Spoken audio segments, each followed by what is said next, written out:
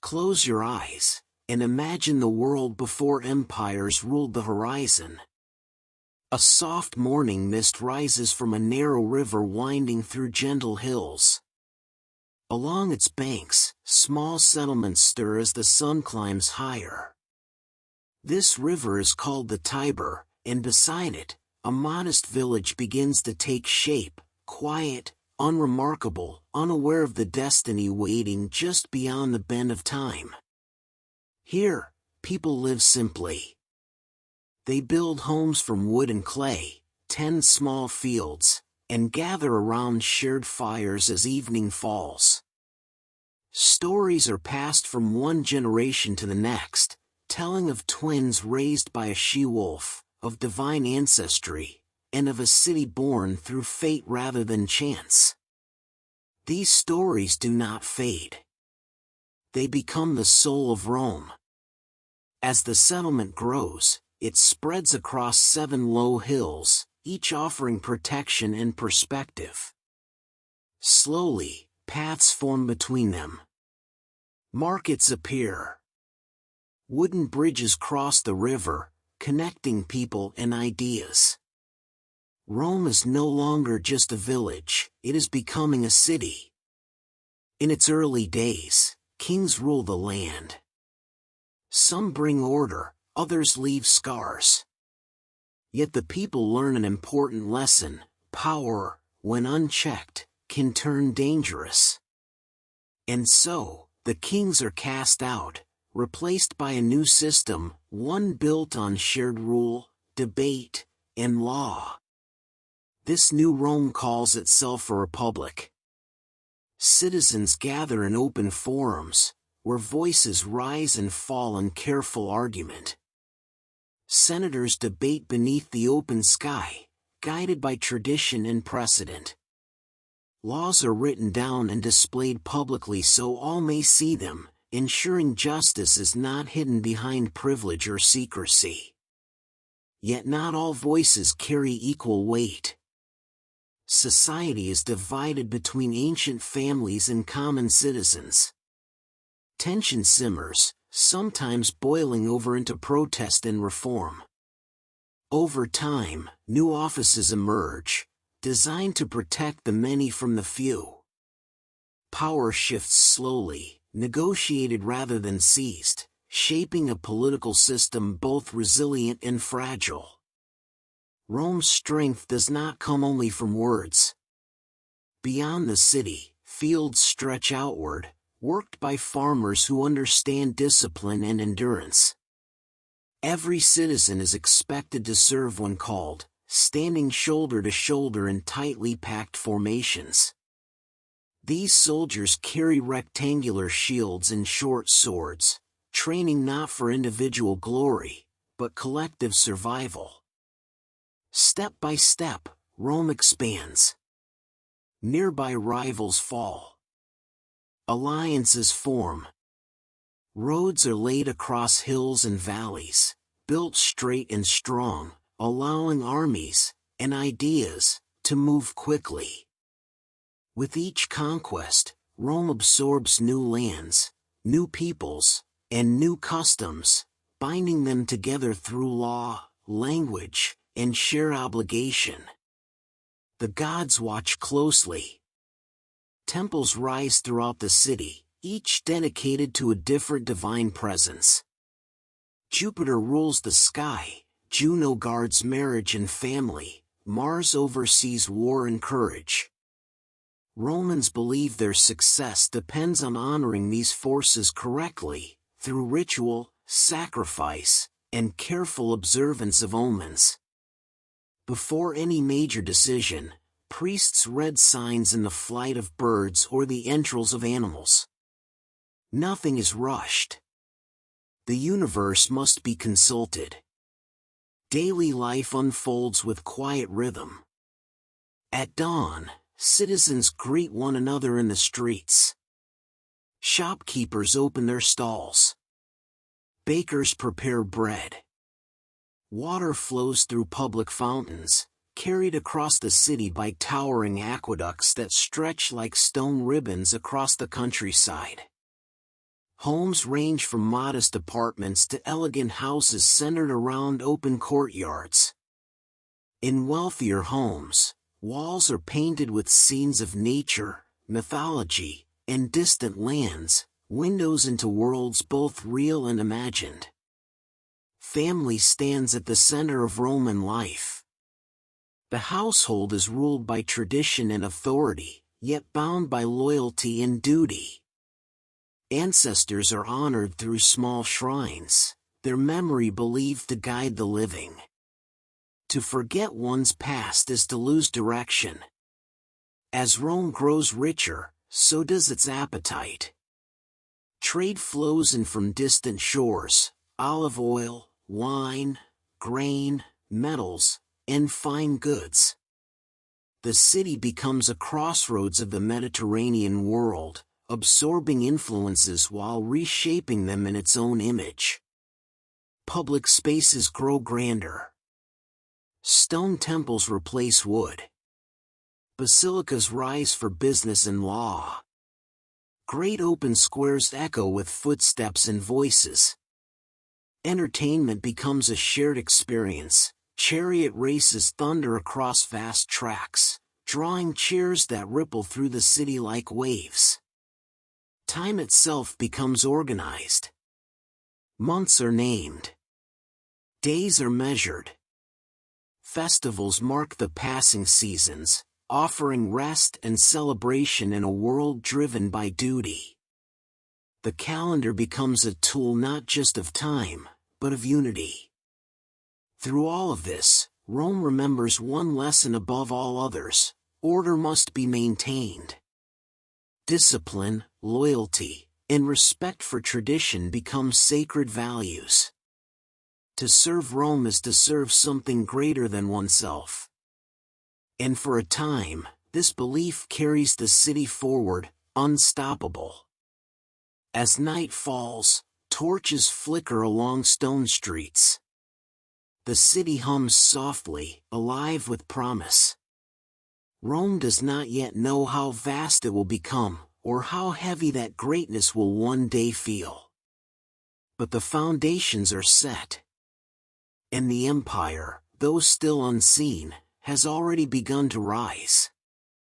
As the sun rises over Rome once more, the city awakens to a new reality. The Republic is no longer confined to a cluster of hills. Its influence stretches outward, following roads that lead to distant seas and unfamiliar horizons. Each road is carefully laid, stone by stone, bearing the promise that Rome will always find its way back to itself. Beyond Italy, legions march beneath foreign skies. They carry with them not only weapons, but laws, language, and order. When battles end, new provinces are formed, governed by Roman officials tasked with maintaining peace and collecting tribute. In return, roads are built, cities are planned, and Roman customs take root far from the Tiber. The sea becomes Rome's great highway. Merchant ships cross the Mediterranean, their sails filled with wind and ambition. Grain flows in from distant fields to feed the ever-growing city. Without this steady supply, Rome would hunger, and so the sea is guarded as carefully as any border. Within the city, life becomes more crowded. Tall apartment buildings rise, stacked floor upon floor, housing thousands in tight spaces. Fire is a constant danger. Water is precious. And yet the streets remain alive with conversation, trade, and movement, day and night. Public baths become places of rest and renewal. Here, citizens gather not only to wash, but to socialize, debate, and relax. Heated floors warm the rooms. Steam rises into vaulted ceilings. For a moment, differences of wealth and status fade into the shared ritual of daily life. Entertainment grows grander. Massive arenas are constructed to hold tens of thousands. Spectacles fill the calendar, athletic contests, reenactments of myth, and brutal displays meant to remind the crowd of Rome's power over life and death. The roar of approval becomes a force as real as law itself. Yet beneath the surface, cracks begin to form. Conquest brings wealth, but it also brings inequality. Vast estates replace small farms, worked by enslaved laborers captured in war. Farmers drift toward the city, seeking work, swelling the population of the poor. The balance that once held the republic steady begins to tilt. Ambition rises with opportunity. Military commanders, adored by their soldiers, return from campaigns with loyalty that belongs not to the state, but to individuals. Victories are celebrated with grand processions, displaying spoils and captives in carefully choreographed triumphs through the city streets. Power becomes personal. Political violence, once unthinkable, enters public life. Rivals clash. Reforms are met with resistance. Laws are bent, then broken. The old systems strain under the weight of an empire they were never designed to govern. Amid this turbulence, one figure rises above the rest. A general of remarkable skill and vision crosses boundaries both geographic and political. His name echoes through Rome, loved by the people, feared by the Senate.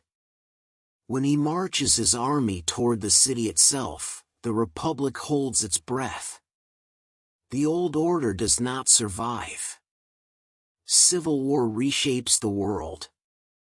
Familiar names fall silent. Alliances shift. And when the dust settles, the Republic is gone in all but name. Yet Rome endures. A new era begins under a single ruler, careful not to call himself king. He restores order while maintaining the appearance of tradition. Temples are repaired. Laws are reorganized. Peace settles over the empire like a long-awaited exhale. This peace spreads outward. Borders are secured. Roads repaired. Cities flourish. Art and literature bloom, celebrating Rome's destiny in divine favor. Time itself is reshaped, as calendars are adjusted to reflect the new age. In distant provinces, Roman life adapts to local customs. People worship old gods under new names. Local elites adopt Roman dress, language, and law. The empire becomes a tapestry of cultures, unified not by sameness, but by structure. Faith begins to shift. Old rituals continue, but new beliefs quietly spread through homes and marketplaces. Small gatherings speak of compassion, humility, and a kingdom not of this world. At first, they go unnoticed. At night, the city glows softly beneath the moon. Lamps flicker in windows. Voices echo through narrow streets. Rome feels eternal. Yet the weight of greatness is heavy. As the empire rests, its foundations are already beginning to change, slowly, quietly, and without urgency. The rise has reached its height. And somewhere beyond the horizon, the long descent is waiting its turn. Morning light settles gently over the city, touching marble columns and tiled rooftops with a soft glow. Rome moves slowly at this hour, as if aware of its own vastness, careful not to rush. At the heart of the empire stands the emperor. He is addressed with reverence, yet wrapped in careful ceremony. His power is immense, but it must appear measured, restrained by tradition and law. Publicly, he presents himself as a servant of the state, a guardian of peace, and a restorer of order. Privately, the burden of ruling the known world rests heavily upon his shoulders. From his residence on the Palatine Hill, decisions ripple outward across continents. Governors receive instructions. Armies await orders. Grain shipments are tracked with precision, for the hunger of Rome is a danger no ruler can ignore. The city depends on rhythm. Every day, food is distributed to citizens, ensuring loyalty and stability. Bread fills baskets. Olive oil is measured. Wine is poured. These simple acts bind the population to the state, turning survival into a shared responsibility. Work continues across the empire. In workshops, craftsmen shape glass, pottery, and metal. In quarries, stone is cut for buildings not yet imagined. In distant provinces, farmers harvest crops destined for markets hundreds of miles away. The empire functions because countless lives move in quiet coordination. Leisure, too, is carefully woven into life. Theaters echo with poetry and music. Public gardens offer shaded paths and fountains. The great baths remain gathering places, where news travels faster than official messages and rumors move as swiftly as water through stone channels. Yet not all lives are equal. Slavery remains a foundation of the economy, its presence accepted and rarely questioned. Enslaved people serve in homes, fields, mines, and offices, some rising to positions of trust, others living unseen and unrecorded. Their labor supports the comfort of millions, even as their own stories remain largely untold. Beyond the city, borders are watched.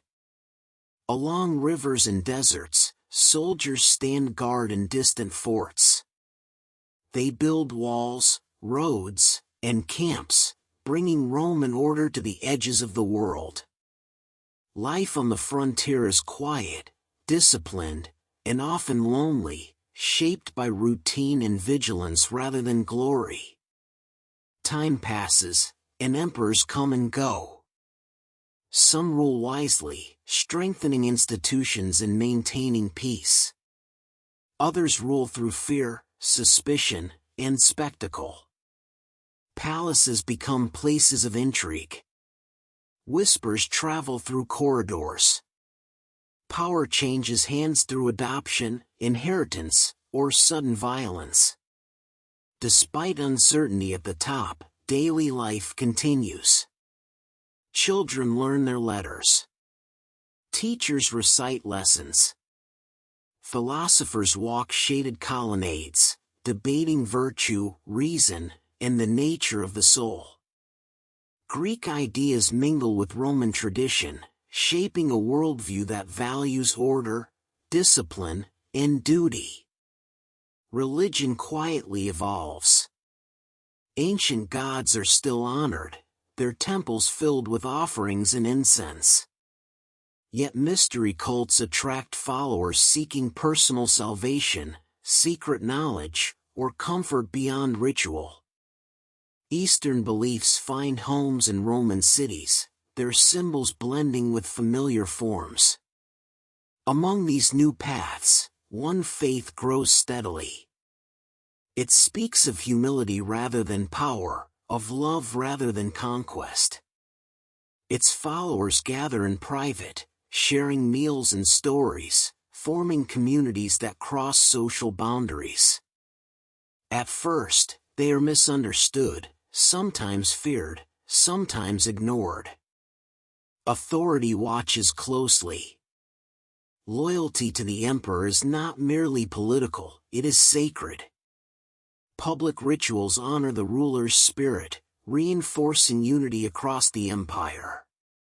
Those who refuse to participate stand apart, quietly challenging the fabric of Roman identity. Tension simmers without sound. Economic strain touches distant provinces. Taxes weigh heavily. Trade routes face disruption.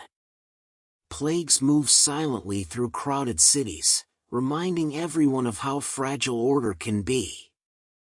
In response, emperors build.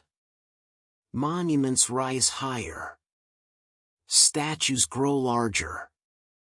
Colossal arches celebrate victories past, anchoring authority in stone. The city becomes a museum of itself, immortalizing moments even as the present shifts beneath its feet. As evening falls, lamps are lit across Rome and its provinces.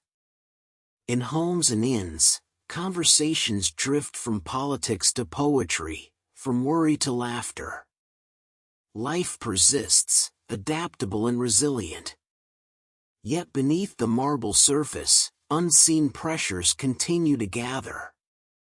The empire appears strong, unified, and eternal. But like all things shaped by time, it is already changing, quietly, patiently, and without announcement. And the night carries those changes forward, one breath at a time. Time moves differently now. The empire still stretches wide, but its heartbeat grows uneven. Along the roads that once carried certainty and order, signs of strain appear quietly, almost unnoticed at first. The changes do not arrive with a single collapse, but as a series of soft fractures, spreading slowly through stone and memory alike. Leadership becomes uncertain. Emperors rise and fall with unsettling speed. Some rule for years, others for mere months. Power is no longer passed through careful succession, but seized by force, claimed by armies stationed far from Rome. Loyalty shifts from the idea of empire to the promise of reward.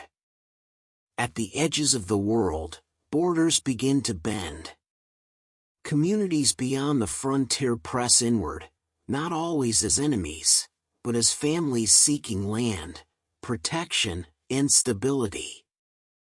Some are welcomed as allies, settled within the empire's borders. Others arrive in waves that test defenses built for a different age. The army adapts. Soldiers are recruited from distant provinces, their customs and languages blending into the legions. Armor changes. Tactics evolve. The once uniform image of Rome's military becomes more varied, reflecting an empire that no longer has a single center. Within the cities, economic balance falters. Coins lose their weight and value. Prices rise. Trade slows. Farmers struggle beneath heavier demands, while merchants adjust routes to avoid unrest. The steady flow of grain that once sustained the capital becomes harder to guarantee. Disease spreads silently. Crowded streets and busy ports become pathways for illness. Entire neighborhoods fall quiet. Fear moves faster than understanding, and the certainty that once defined Roman order begins to weaken. In response, emperors attempt reform. The empire is divided into regions, each governed separately to improve control. New capitals rise closer to threatened borders. Administration grows more complex, more distant, and less personal. Rome itself remains symbolic, but no longer commands the world as it once did. Belief continues to shift. The old gods are still honored, but their temples feel quieter. A faith once whispered in private now moves into public life. Its symbols appear openly. Its leaders speak to emperors. Over time, it gains official recognition, reshaping laws, rituals, and the meaning of authority itself. Stone gives way to scripture.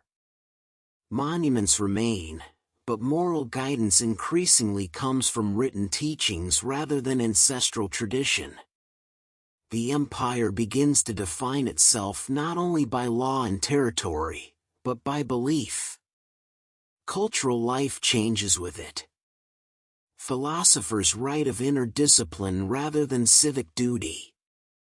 Art becomes more symbolic, less focused on idealized form. The classical world slowly softens, transforming rather than disappearing. Defenses grow heavier. Walls rise around cities once open and confident. Gates are reinforced. Watchtowers dot the landscape. The empire turns inward, protecting what it can rather than expanding further. In the western provinces, pressure mounts. Administrative centers weaken. Authority fragments. Local leaders take responsibility once reserved for distant emperors. Roads fall into disrepair. Tax collection becomes uneven. Order persists in pockets, not as a whole. Still, life continues. Farmers plant. Craftsmen work.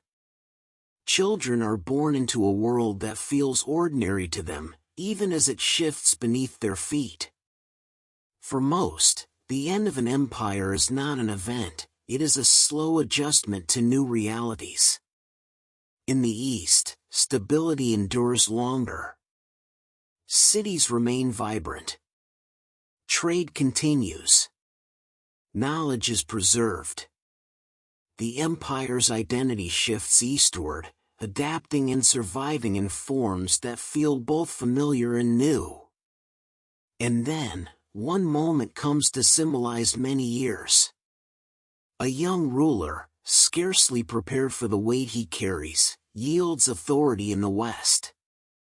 Power passes quietly, without ceremony or resistance. There is no great battle, no final speech. Only a turning of pages. The Western Empire fades. Not in flames, but in silence. Yet Rome does not vanish. Its laws endure. Its language evolves. Its roads guide travelers for centuries. Its ideas shape kingdoms yet to be born. The empire falls, but its influence remains woven into the fabric of the world.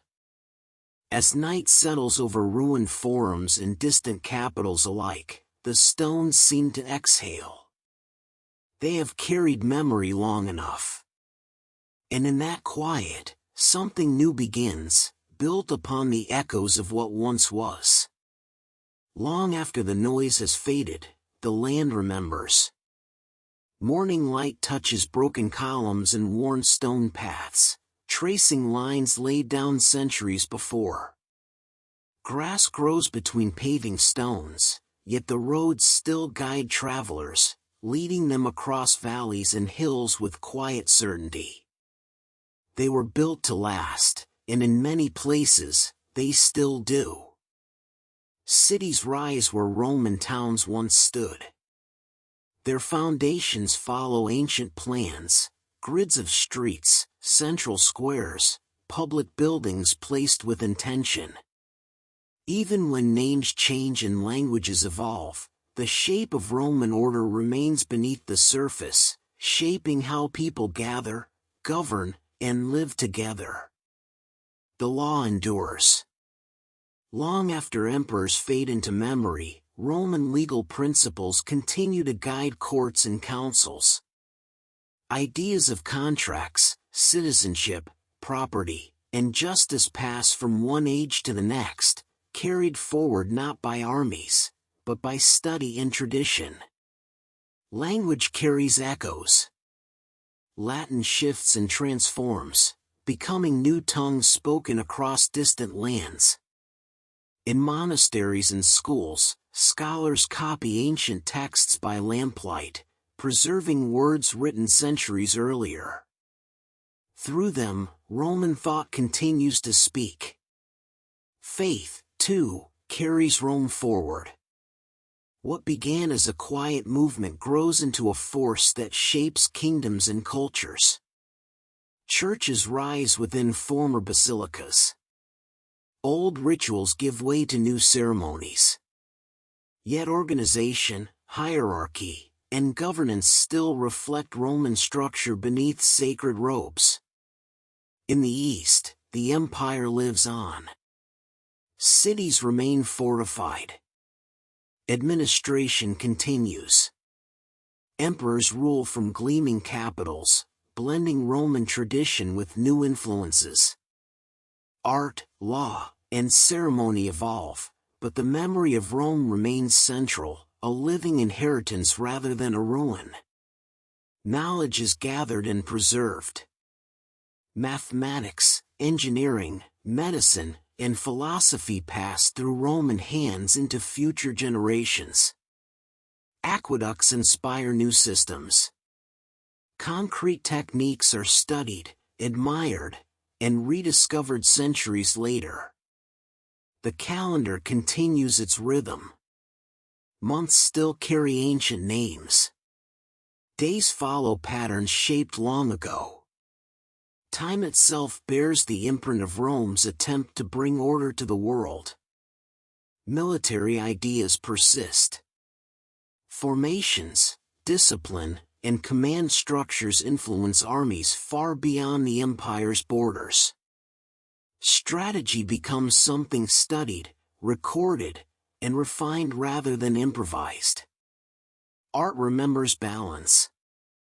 Proportion, realism, and symmetry return again and again in sculpture and architecture, admired as ideals to be rediscovered rather than relics to be forgotten. In quiet libraries, thinkers return to Roman texts. They debate governance, virtue, and civic duty, drawing inspiration from a republic that once struggled with the same questions they now face. Rome becomes not just history, but conversation. The ruins themselves become teachers. Travelers walk through fallen forums and shattered amphitheaters, imagining voices where silence now reigns. Artists sketch arches and columns. Poets write of loss and endurance. Stone becomes memory made visible. Rome's story becomes a mirror. Each generation sees itself reflected in its rise and fall, its ambition, discipline, excess, and resilience. The empire becomes a lesson not delivered loudly, but observed patiently. Even the idea of empire is shaped by Rome. Titles, symbols, and ceremonies echo its authority. Rulers crown themselves heirs to its legacy, borrowing its imagery to legitimize their own power. Yet what remains most deeply is not dominance, but connection. Roads that link communities. Laws that define fairness. Language that carries thought. Ideas that outlive the hands that shape them. As night settles once more over the ancient world, the ruins glow softly beneath the stars. Wind moves through empty arches, carrying whispers of lives once lived, decisions once made, and paths once chosen. Rome is no longer a city alone. It is a memory carried forward, reshaped by time, and shared by countless cultures that followed. Not finished. Not erased. Simply transformed. And as sleep gently arrives, Rome rests, not as an empire, but as a lasting presence in the quiet fabric of the world. The night deepens, and the world grows still. Somewhere, far from the noise of modern life, moonlight falls on an old stone road. Its edges are softened by grass and time, yet its direction remains clear. Long ago, countless feet traveled this path, soldiers, merchants, messengers, families, each moving with purpose, unaware they were shaping something far greater than themselves. The road waits patiently.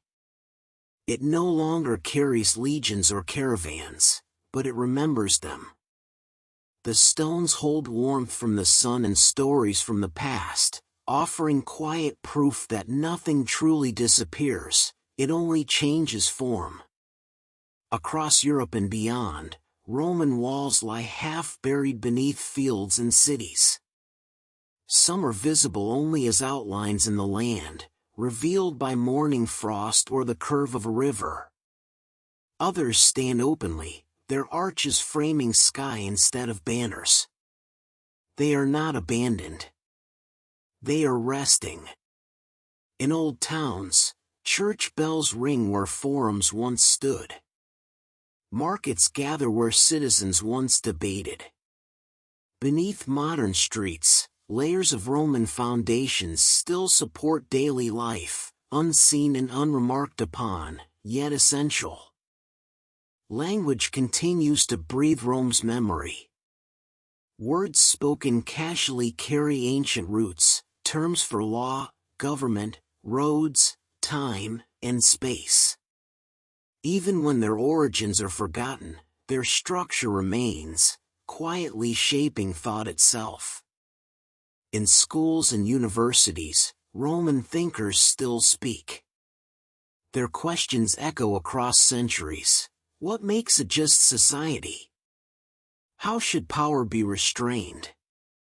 What is owed to the individual, and what is owed to the whole? These are not ancient questions. They are timeless ones. Rome becomes a place people return to in moments of uncertainty.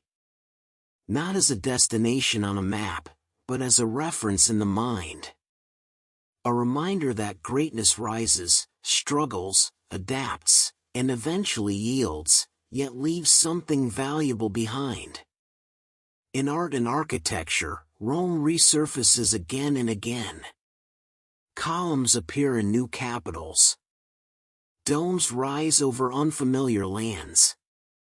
Balance, symmetry, and proportion quietly guide the human eye, just as they once did beneath Mediterranean skies. Even silence carries Rome forward. The pause between footsteps in an amphitheater. The hush beneath a vaulted ceiling. The calm of a courtyard at dusk. These spaces were designed not just for crowds, but for reflection. Rome understood something rare. That endurance is not built through speed, but through patience. Through systems rather than individuals. Through memory rather than force. And so, its story does not end with collapse. It drifts into monasteries where scribes copy fading texts. Into villages governed by inherited law. Into languages that soften and spread. Into roads that quietly guide travelers centuries later. The empire dissolves, but the idea of Rome becomes lighter, more flexible, able to pass through time without breaking. As the hours pass and the world sleeps, Rome becomes less a subject and more a presence. A sense of continuity. A reminder of impermanence. A lesson written in stone and silence. Somewhere, wind moves through tall grass growing between ancient ruins. Stars pass overhead, unchanged. The earth turns, steady and patient. Rome does not speak loudly now. It does not need to. It has already said enough. And as sleep deepens, the story fades, not into nothingness, but into rest. Just as empires must. Just as all things do.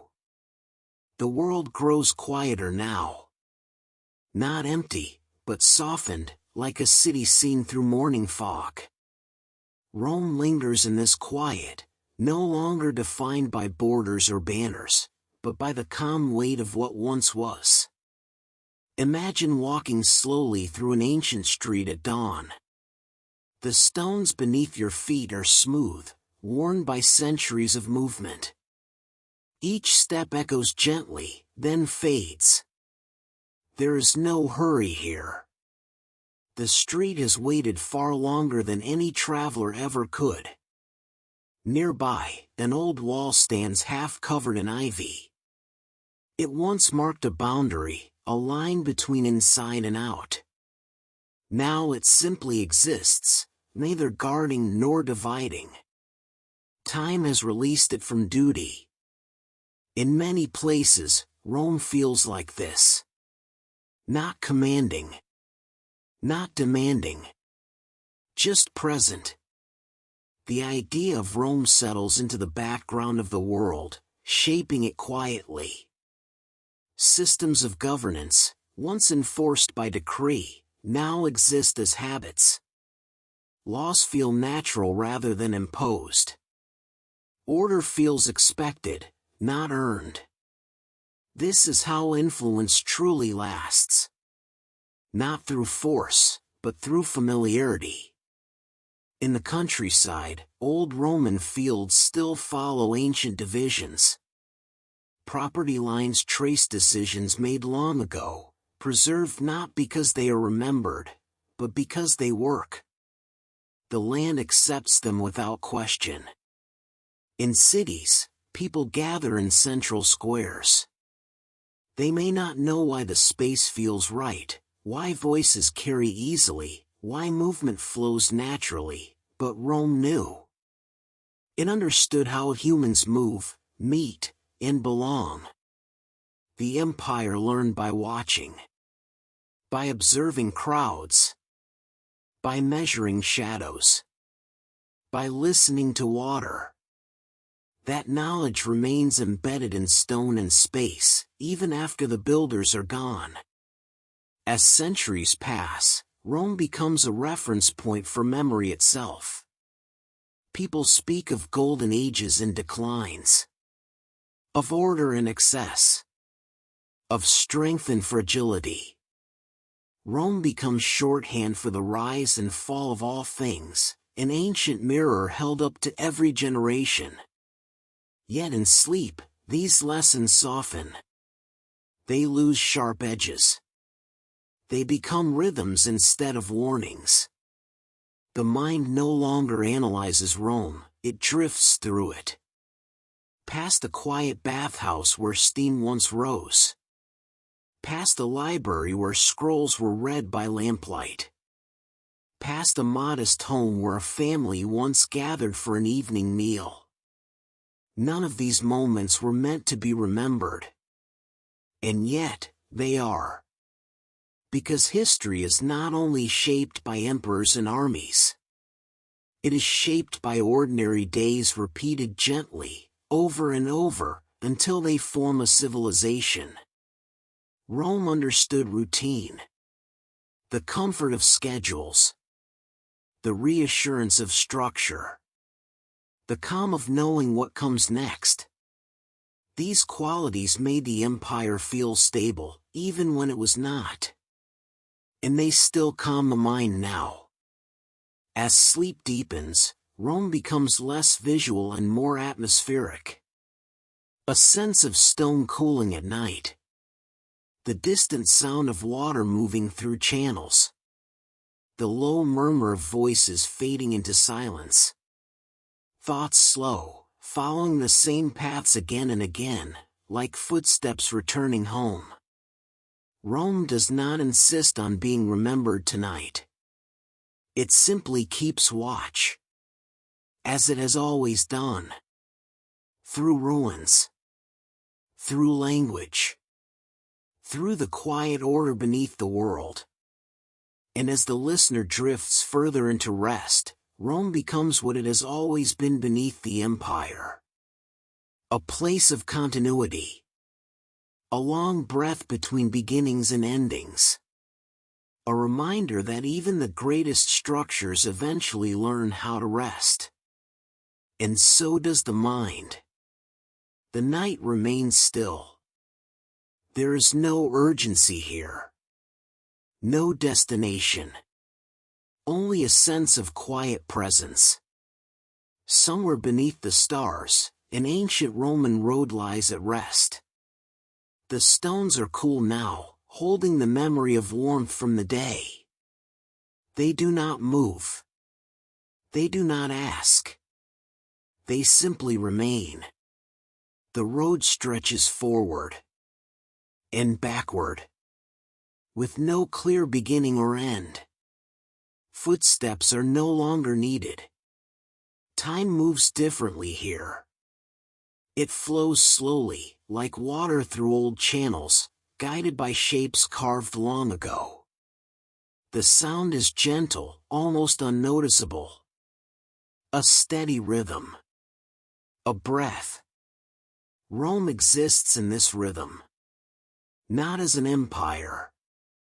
Not as a city. But as a quiet pattern.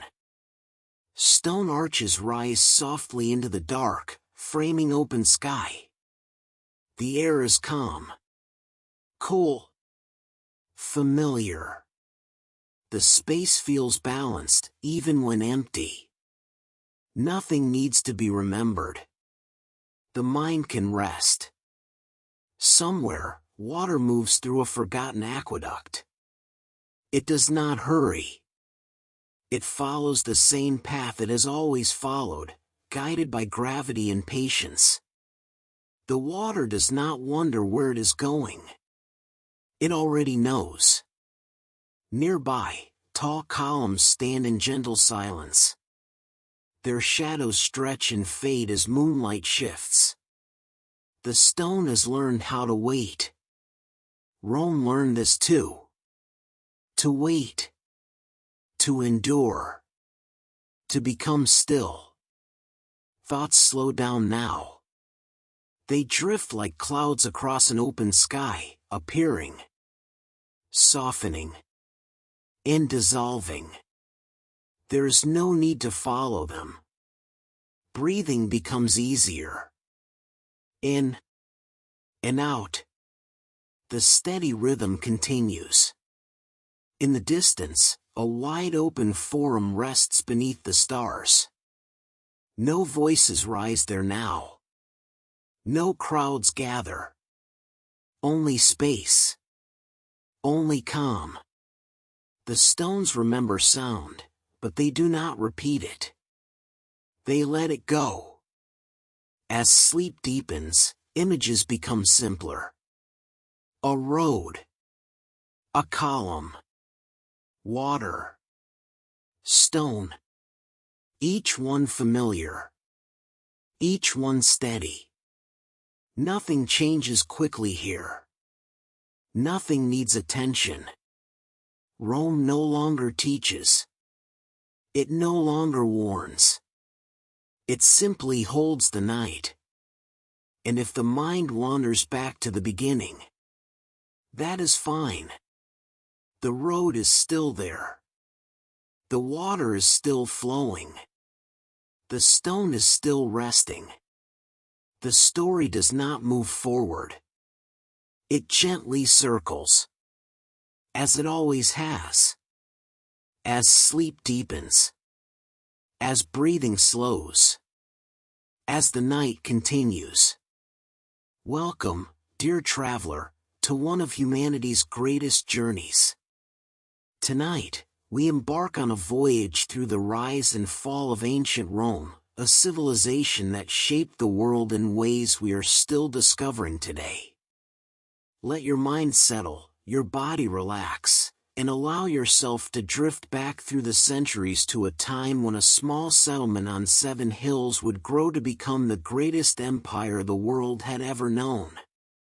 Our story begins not with conquest or glory, but with a legend, a tale so ancient that we cannot separate myth from history, yet it holds within it a profound truth about the Roman spirit.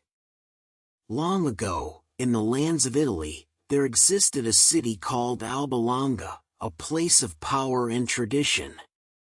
Within this city lived a king, and he had a daughter named Rhea Silvia. This young woman, through circumstances both divine and tragic, became the mother of two twin boys. Their father, according to the ancient stories, was Mars himself, the god of war. These twin brothers, born of both mortal and divine blood, were named Romulus and Remus. The king, fearing the power that these divine children might one day wield, ordered them to be destroyed. But the servants tasked with this terrible deed could not bring themselves to commit such an act. Instead, they placed the infants in a basket and set them adrift upon the Tiber River, hoping that the water would claim them. Yet fate had other plans. The basket washed ashore, and there, in a sheltered place beneath a wild fig tree, the twins were discovered by a she-wolf, a creature that, rather than devouring them, nursed them with her own milk. This remarkable act of nature, or perhaps divine intervention, saved the lives of the two boys who would one day found the greatest city in the ancient world. As the twins grew, they were eventually found by a shepherd and raised among the common people. They grew strong and brave, and when they learned of their true heritage, they resolved to reclaim their birthright. They returned to Alba Longa, confronted the king, and restored their grandfather to his rightful throne. But the twins did not stay in their ancestral city. Instead, they were drawn to the place where they had been saved, the banks of the Tiber River, where the she-wolf had given them life. There, on 7 hills overlooking the river, Romulus and Remus decided to found a new city. But as with many partnerships, especially those between brothers, disagreement arose. They could not agree on the exact location or the name of their future city.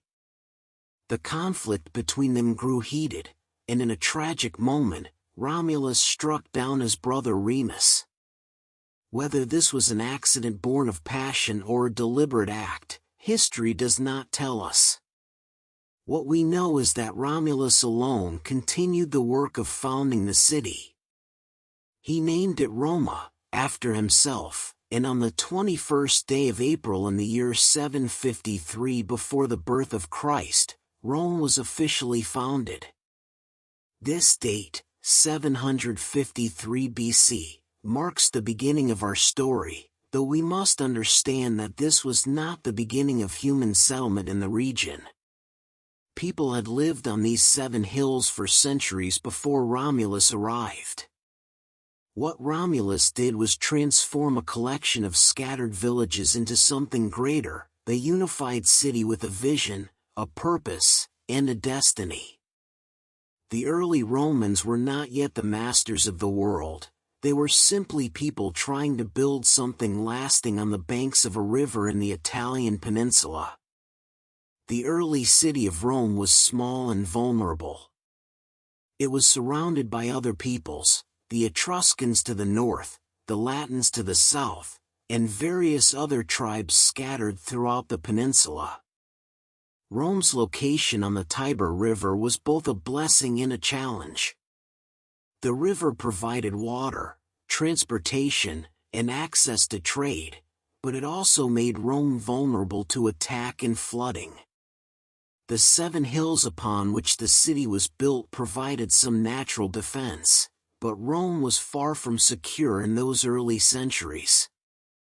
In these early days, Rome was governed by kings.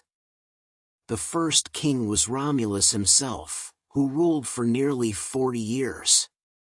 After him came a succession of kings, each adding to the city's power and prestige. These early kings were not absolute rulers in the way that some ancient monarchs were. Instead, they governed in consultation with the Senate, a body of aristocratic elders who represented the most powerful families in Rome.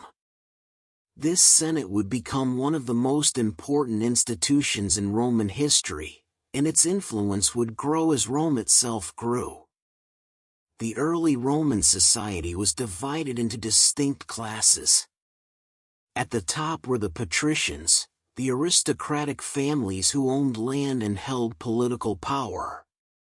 Below them were the plebeians, the common people who worked as farmers, merchants, craftspeople, and laborers.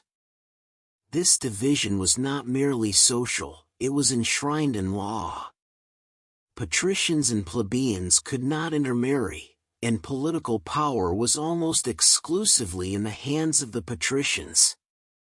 This rigid class system would eventually become a source of great tension in Roman society, leading to centuries of conflict and gradual reform. The early Romans were a practical people, and they quickly learned from their neighbors. From the Etruscans to the north, they adopted certain religious practices, architectural techniques, and military strategies. They were not inventors of everything they used, rather, they were brilliant adapters and improvers. They took ideas from other peoples and refined them, made them better, and integrated them into their own culture. This ability to learn from others and improve upon what they learned would be one of the great strengths of Roman civilization. As Rome grew stronger, it began to expand beyond its original boundaries. The early expansion was not always through conquest, sometimes it was through alliance, through the absorption of neighboring communities, and through the gradual extension of Roman influence. The Romans made treaties with neighboring peoples, sometimes as equals, sometimes as conquerors. Slowly, the territory under Roman control grew. What had begun as a small city on 7 hills began to extend its power across the surrounding region. One of the most important developments in early Roman history was the creation of a system of law. The Romans were deeply concerned with justice, order, and the proper functioning of society. They developed a complex system of laws that governed everything from property rights to family relations to criminal justice. These laws were not arbitrary, they were based on principles of reason and fairness, and they were applied consistently. This commitment to law and order became a defining characteristic of Roman civilization. The early Romans were also deeply religious. They believed in many gods, gods of the home, gods of the fields, gods of war, gods of love. They performed rituals and sacrifices to appease these gods and to seek their favor. Religion was not separate from daily life, it was woven into every aspect of Roman society. The priests were important figures in the community, and religious observance was a civic duty. This deep religiosity would persist throughout Roman history, even as the specific gods and practices changed over time. The Roman military, even in these early days, was beginning to develop the characteristics that would eventually make it the most formidable fighting force in the ancient world. The Romans were organized, disciplined, and innovative in their military tactics. They learned from their enemies, adapted their strategies based on the terrain and the opposition they faced, and constantly improved their weapons and armor. The Roman soldier was not a mere mercenary or a conscripted peasant, he was a professional warrior trained in the arts of combat and the principles of military discipline.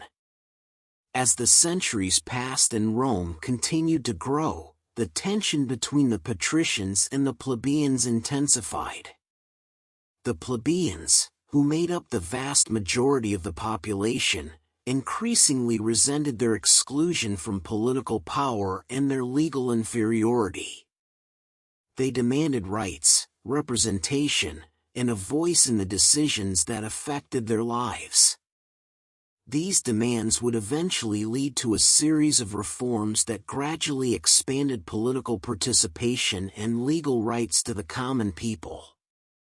This process of reform was long and often contentious, but it represented a remarkable development in human governance, the gradual expansion of political rights to include more and more people. One of the most important moments in early Roman history came in the year 509 BC, when the last king of Rome was overthrown. According to tradition, the king's son had committed a terrible crime against a noblewoman named Lucretia. Rather than submit to such injustice, the Roman people rose up and expelled the king and his family from the city. This event marked the end of the Roman kingdom and the beginning of the Roman Republic. The word republic comes from the Latin residential publica, which means the public thing or the thing of the people. This new form of government was meant to represent the interests of the people, though in practice, power remained largely in the hands of the aristocracy. The establishment of the Republic marked a turning point in Roman history. The new government was based on a system of checks and balances, with power divided among different institutions and officials. There were consuls who served as chief executives, elected annually and limited to one-year terms. There was the Senate, which advised the consuls and controlled the state treasury. There were tribunes, who represented the interests of the plebeians. There were assemblies where citizens could vote on important matters. This complex system of government was designed to prevent any single person or group from accumulating too much power. In these early days of the Republic, Rome was still a relatively small power in the Italian peninsula. It faced competition from other city-states and kingdoms, and its survival was far from guaranteed. Yet the Romans possessed certain advantages that would eventually allow them to overcome their rivals. They had a strong sense of civic duty and community. They were willing to sacrifice for the common good. They were organized and disciplined. And they had a vision of something greater than themselves, a vision of Rome as a city destined to rule. The story of Rome's rise from a small city on 7 hills to the master of the Mediterranean world is a story of ambition, courage, conflict, and transformation. It is a story of ordinary people doing extraordinary things, of leaders both wise and foolish, of victories and defeats, of progress and decline. It is a story that spans over 1,000 years and touches every corner of the known world. And it all began with a legend, a story of twin brothers, a she-wolf, and a vision of a great city that would one day change the course of human history. As you listen to these words, allow yourself to drift back through the centuries. Imagine the 7 hills of Rome in those early days, when the city was still small and uncertain of its future. Imagine the people who lived there, the patricians in their homes, the plebeians in their workshops, the soldiers training for battles yet to come. Imagine the Tiber River flowing past the city, carrying with it the hopes and dreams of a people who did not yet know that their small city would one day rule the world. Rest now, traveler. You have journeyed back to the very beginning of Rome's story. The path ahead is long, filled with conquest and glory, with conflict and transformation. But for now, let yourself drift in the peace of these early days, when Rome was young and full of possibility.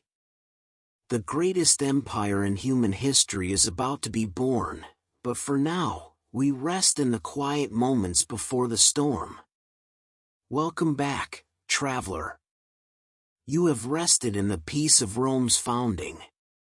Now we continue our journey into a new era, a time when Rome would transform from a regional power into a force that would dominate the entire Mediterranean world. This transformation would not come easily or peacefully. It would require centuries of warfare, sacrifice, and the clash of two great civilizations.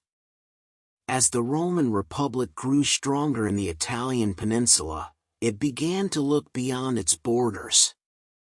The Romans conquered and absorbed the territories of neighboring peoples, gradually expanding their control over the entire Italian peninsula. By the 3rd century before Christ, Rome had become the dominant power in Italy. But Italy was not the whole world. Beyond the sea, across the Mediterranean, there existed another great power, a civilization that was just as ambitious, just as powerful, and just as determined to expand its influence. This was Carthage, a wealthy and sophisticated city located on the coast of North Africa, in what is now Tunisia. Carthage was not a young upstart like Rome. It was an ancient city, founded by the Phoenicians centuries before Rome itself was established. The Carthaginians were master traders and seafarers.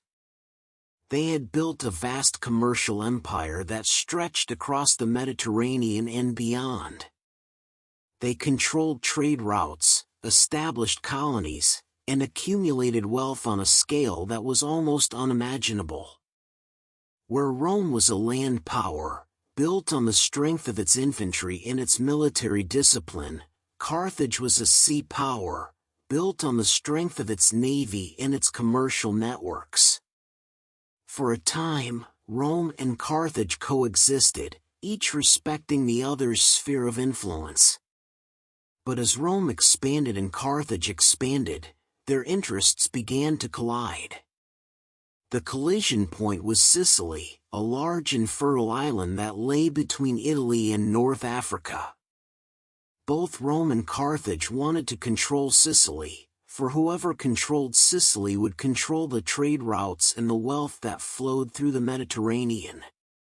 The conflict that arose over Sicily would lead to the first of 3 great wars between Rome and Carthage, wars that would be known as the Punic Wars, from the Latin word punicus, which meant Carthaginian. The First Punic War began in the year 264 before Christ. It would last for 23 years, making it one of the longest wars in the ancient world. This war was fought primarily at sea, for Carthage's strength lay in its navy, and Rome had to learn to fight on the water if it hoped to defeat its rival. The Romans were not natural sailors like the Carthaginians, but they were quick learners. They built ships, trained sailors, and developed new naval tactics. They learned to use a device called the corvus, a boarding bridge that allowed Roman soldiers to fight on enemy ships as if they were on land. This innovation allowed the Romans to turn naval battles into land battles, where their superior infantry training gave them an advantage. The First Punic War saw many battles and many shifts in fortune. Sometimes Rome seemed to be winning, and sometimes Carthage seemed ascendant. But gradually, through persistence and determination, Rome began to gain the upper hand. The Romans won a great naval victory at a place called Mylae, and later another at the Aegates Islands. These victories gave Rome control of the seas around Sicily. Without control of the sea, Carthage could not supply its armies or reinforce its positions. Slowly, Carthage's grip on Sicily weakened. In the year 241 before Christ, after more than 2 decades of warfare, Carthage sued for peace. Rome had won the First Punic War. The victory came at a great cost to both sides. Thousands of soldiers had died, and the treasuries of both Rome and Carthage had been depleted. But for Rome, the victory was transformative. Rome had proven that it could defeat a great power. Rome had acquired Sicily as its first province outside of Italy. and Rome had learned that it could build a navy and master the seas. These lessons would serve Rome well in the centuries to come. But the peace between Rome and Carthage was not a true peace. It was, rather, a pause in the struggle, a time for both sides to recover and prepare for the inevitable conflict that both knew would come again. Carthage, humiliated by its defeat, began to rebuild its power. It established new colonies and expanded its influence in Spain, a land rich in resources and soldiers. Rome, meanwhile, continued to expand its control over the Mediterranean. The two powers were on a collision course, and it was only a matter of time before the conflict resumed. That time came in the year 218 before Christ, when the Second Punic War began. This war would be different from the first. Where the First Punic War had been primarily a naval conflict, the Second Punic War would be a struggle for dominance on land. And it would feature one of the greatest military commanders in all of history, a man whose name would be remembered for over 2,000 years, Hannibal Barca. Hannibal was the son of a Carthaginian general, and he had been raised from childhood to hate Rome and to seek revenge for Carthage's defeat in the First Punic War. When Hannibal came to power, he was determined to strike at Rome not across the sea, but in Italy itself. He would bring the war to Rome's homeland, where he could strike at the heart of Roman power. To do this, he would need to move his army from Spain to Italy. But there was no direct sea route, for Rome controlled the Mediterranean. Instead, Hannibal would take a path that no one had ever attempted before. He would march his army overland, through Gaul and over the Alps, to reach Italy. This journey was one of the most remarkable military feats in history. Hannibal gathered an army of approximately 50,000 soldiers, along with war elephants, massive beasts that were meant to terrify the Romans and give Hannibal an advantage in battle. The journey through Gaul was difficult, but the crossing of the Alps was nearly catastrophic. The mountains were treacherous, the weather was harsh, and many soldiers died from cold, hunger, and exhaustion. The war elephants, creatures of Africa and the Mediterranean, suffered terribly in the cold. Many of them died before reaching Italy. But Hannibal persisted. He encouraged his soldiers, he shared their hardships, and he led them forward. When he finally emerged from the Alps into the plains of northern Italy, he had lost perhaps half his army, but he had accomplished what many thought was impossible. The Romans were shocked by Hannibal's arrival in Italy. They had expected to fight Carthage across the sea, not on their own soil. Hannibal's strategy was brilliant. He knew he could not defeat Rome in a direct confrontation. Rome's resources were too great, its population too large. Instead, Hannibal sought to break the alliance system that Rome had built throughout Italy. If he could convince Rome's Italian allies to abandon Rome and join Carthage, Rome would be isolated and weakened. To do this, Hannibal would need to win battles, to demonstrate that Rome could be defeated, and to show Rome's allies that supporting Carthage was more advantageous than supporting Rome. Hannibal began his campaign in northern Italy, and he immediately achieved a series of victories. He defeated Roman armies at the Tiber River and at Lake Trasimene. These victories demonstrated that Hannibal was a military genius. He used tactics that the Romans had never encountered before. He used his cavalry to outflank the Romans. He used terrain to his advantage. He used deception and surprise. The Romans, accustomed to winning through superior discipline and organization, found themselves facing an enemy who was more flexible, more creative, and more willing to take risks. The most famous of Hannibal's victories came in the year 216 before Christ, at a place called Cannae. At Cannae, Hannibal faced a Roman army that was actually larger than his own. But through brilliant tactics, Hannibal achieved what is considered one of the greatest military victories in history. He arranged his forces in a thin line, deliberately allowing the Romans to break through his center. As the Romans advanced, believing they were winning, Hannibal's cavalry attacked from the sides and rear. The Romans found themselves surrounded, trapped in a pocket of their own making. The battle became a massacre. Approximately 50,000 Roman soldiers died at Cannae, making it one of the bloodiest battles in ancient history.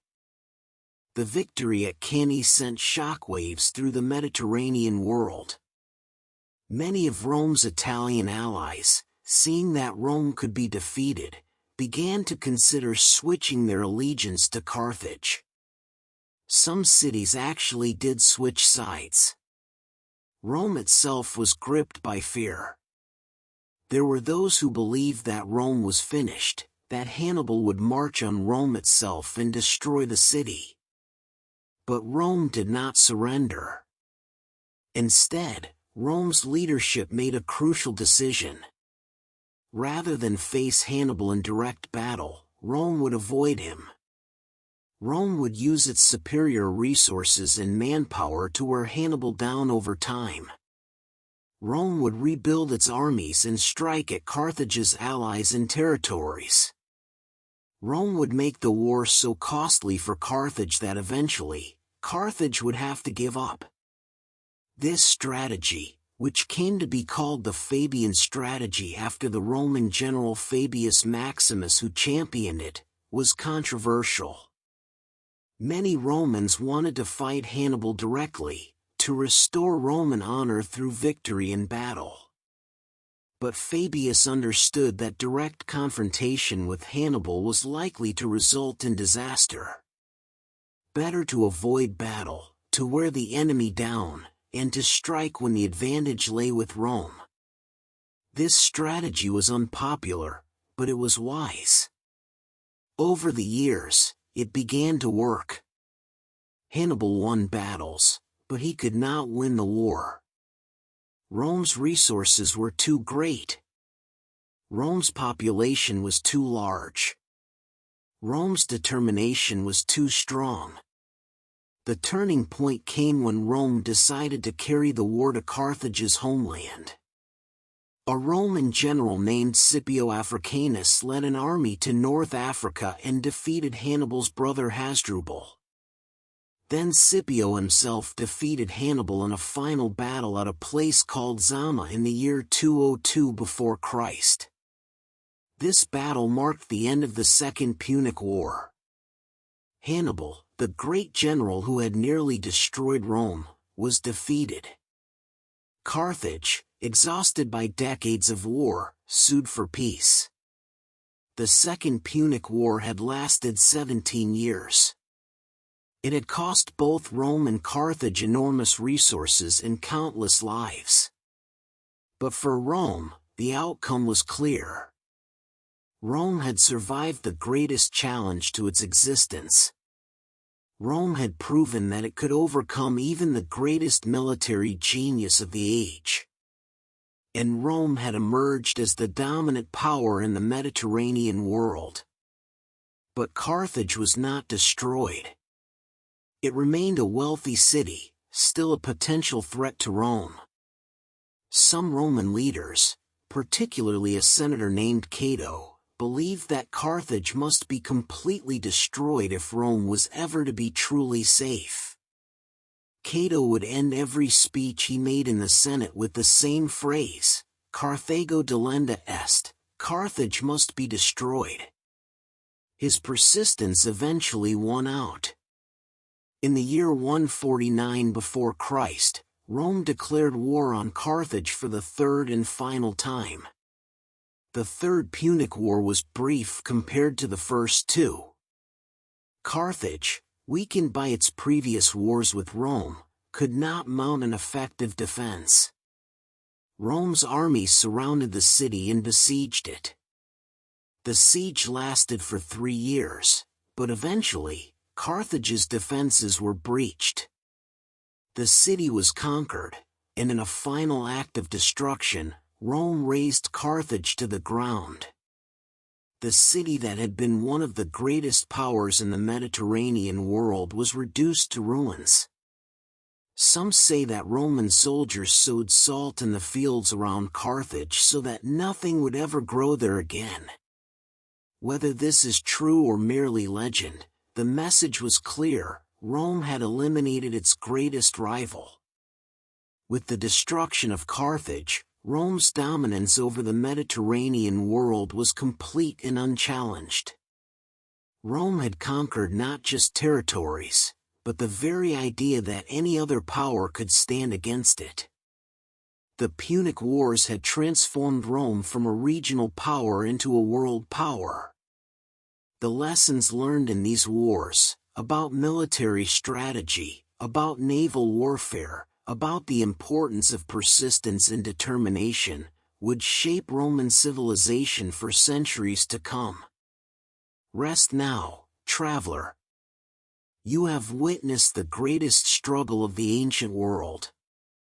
You have seen Rome transform itself, overcome its greatest enemy, and emerge as the master of the Mediterranean.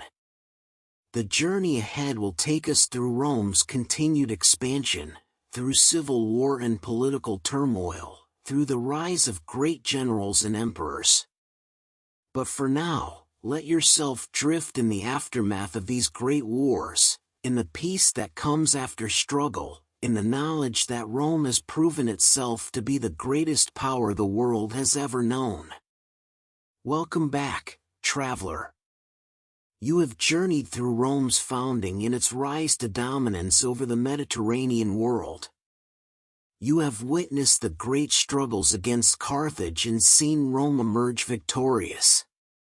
But victory, as we shall discover, can sometimes be more dangerous than defeat.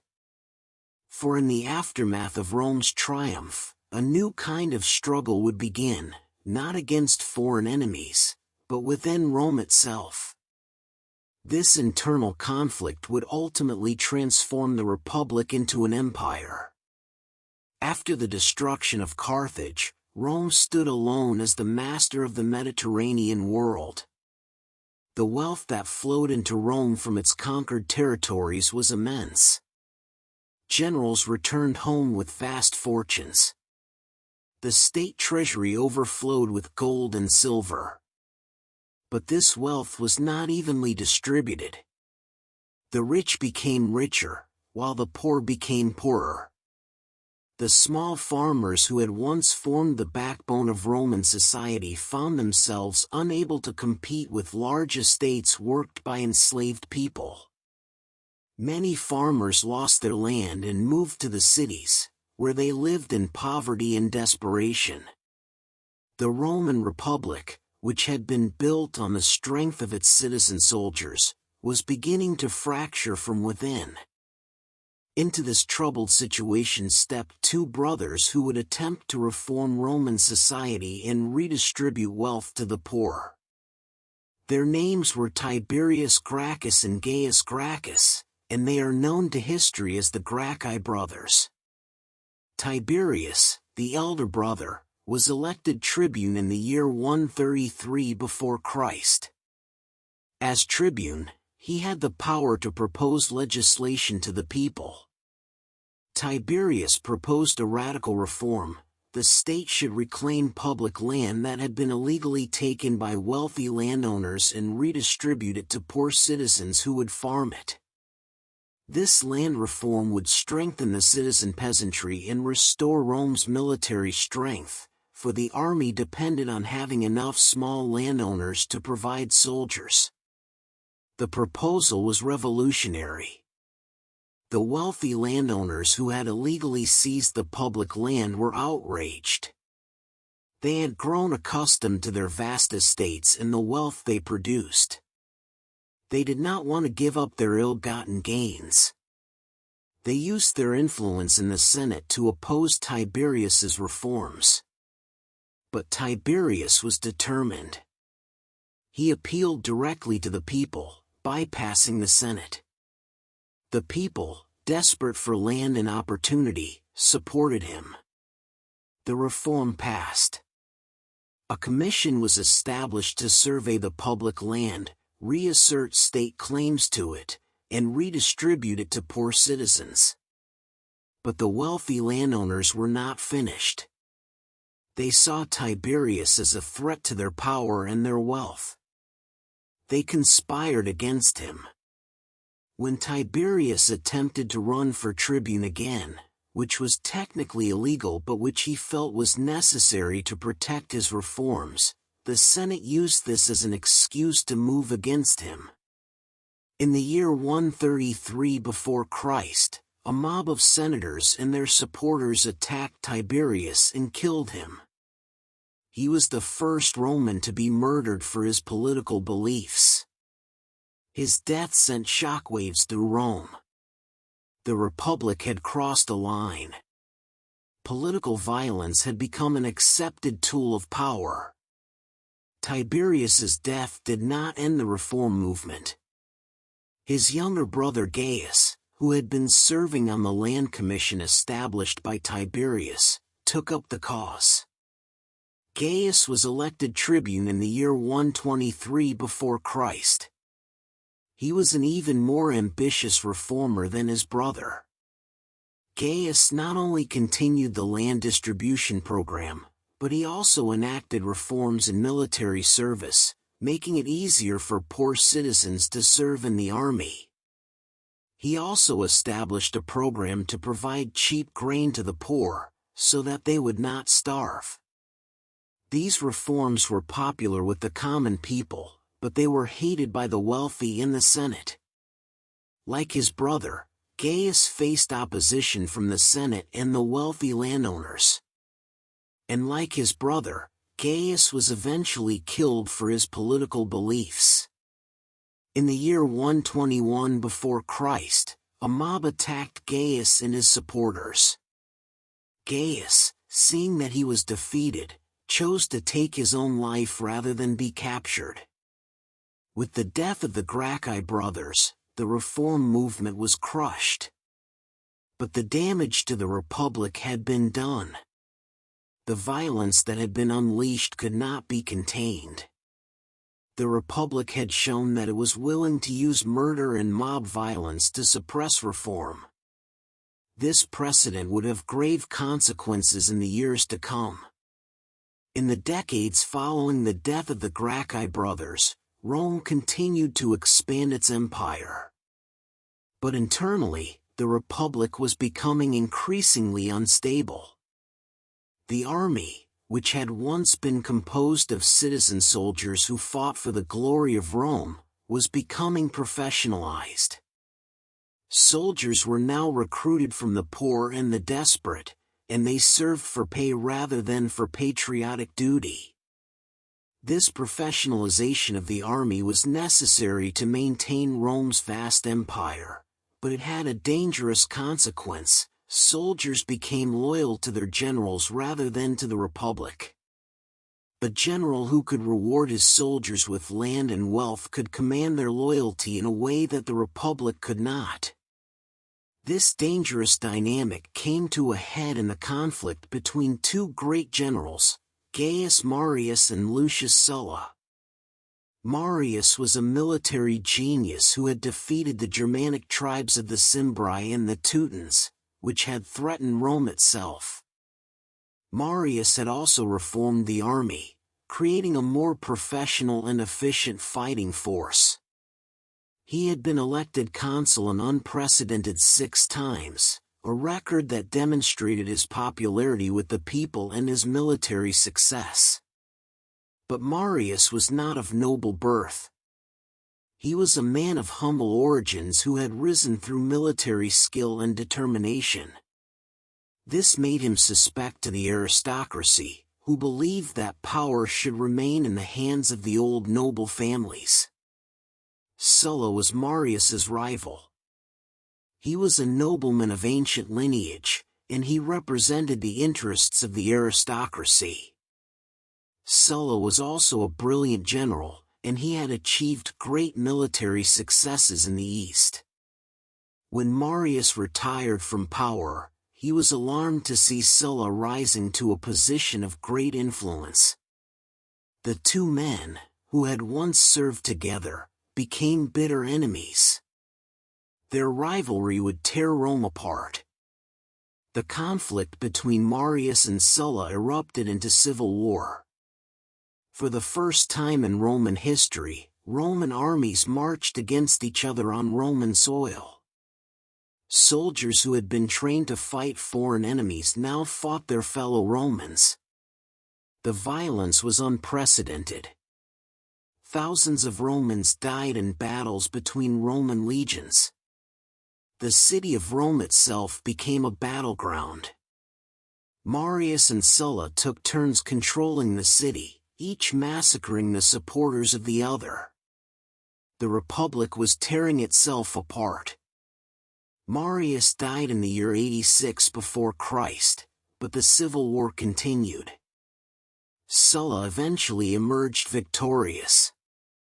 He declared himself dictator, a position that in the old Republic had been temporary and granted only in times of crisis. But Sulla held the position of dictator for years, using his power to consolidate his authority and eliminate his enemies. He created lists of people to be executed, lists that came to be known as the proscription lists. Thousands of Romans were killed, their property confiscated and given to Sulla's supporters.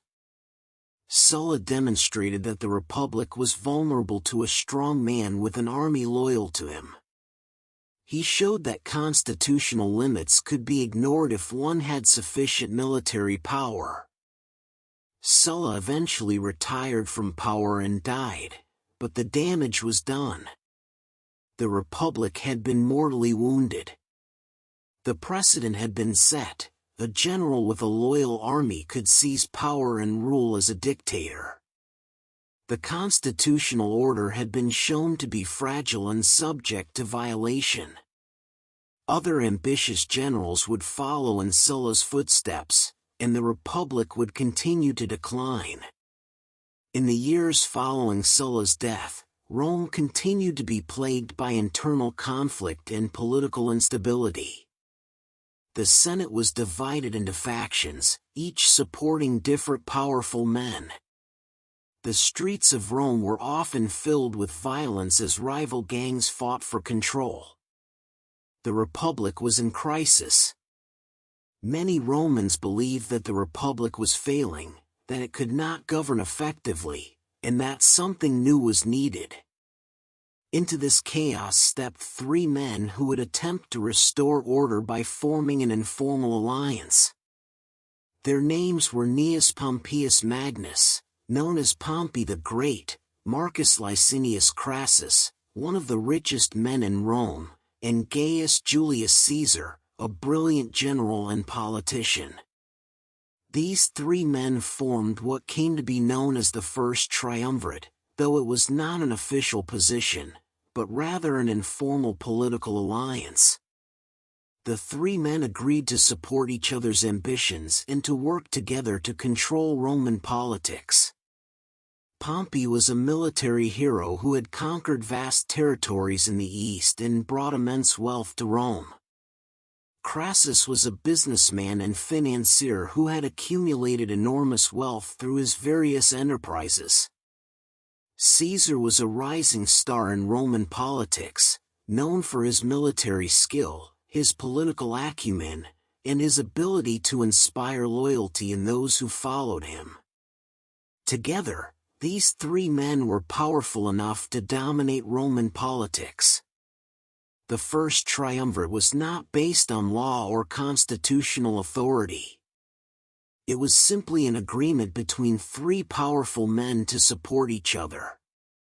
But it was effective.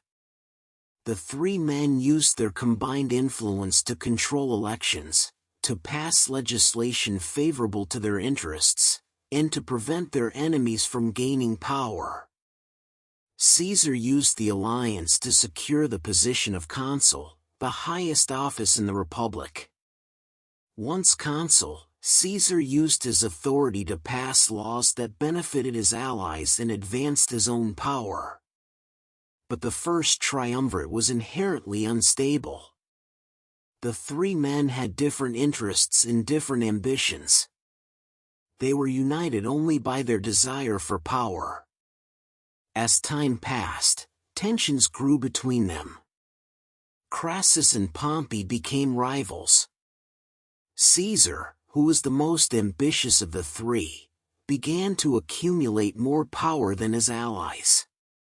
The alliance that had been meant to stabilize Rome was actually destabilizing it further. The three men were locked in a struggle for supremacy, and this struggle would eventually lead to civil war. Caesar, as consul, used his authority to acquire a military command in Gaul, a vast territory to the north of Italy. Over the course of nearly a decade, Caesar conquered Gaul, bringing it under Roman control and accumulating enormous wealth and military glory. His legions became fiercely loyal to him. His victories made him immensely popular with the Roman people. But his success also made him a threat to Pompey and the Senate. The Senate, dominated by Pompey's supporters, became alarmed at Caesar's growing power. They demanded that Caesar give up his command and disband his army. Caesar faced a choice. If he obeyed the Senate and gave up his command, he would lose his army and his power. His enemies would likely prosecute him for various crimes and exile him from Rome. But if he refused to obey the Senate, he would be in open rebellion against the Republic. The Senate had already declared him an enemy of the state. Caesar made his choice. Rather than submit to the Senate, he marched on Rome with his army. As he crossed the Rubicon River, the boundary between Gaul and Italy, he uttered words that would echo through history: "The die is cast." He was committing himself to civil war. The civil war between Caesar and Pompey lasted for several years. Caesar, with his superior military skill and the loyalty of his soldiers, eventually defeated Pompey. Pompey fled to Egypt, where he was killed. Crassus had already died in a military campaign in the east. Caesar emerged as the sole ruler of Rome. The Republic, which had survived for nearly 500 years, was effectively dead. In its place rose the empire, ruled by Caesar as dictator. Rest now, traveler. You have witnessed the decline and fall of the Roman Republic. You have seen how internal conflict, political violence, and the ambitions of powerful men can destroy even the greatest institutions. The republic that had been built on principles of law and order, on the balance of power between different institutions, had been undermined from within. The stage is now set for a new era in Roman history, the era of the empire, when power would be concentrated in the hands of a single ruler.